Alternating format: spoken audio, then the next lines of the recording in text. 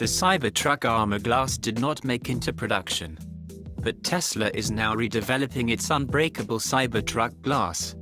Tesla is working on a multi-layer glass stack for a vehicle windshield with improved durability, one that includes an internal facing glass layer, an adhesive interlayer, and an external facing layer, the latter of which could include borosilicate but would not include soda-lime glass.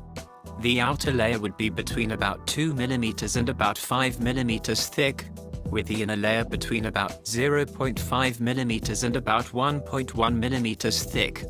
The layers could consist of aluminosilicate, tempered glass, but the descriptions of the chemical composition have not been confirmed.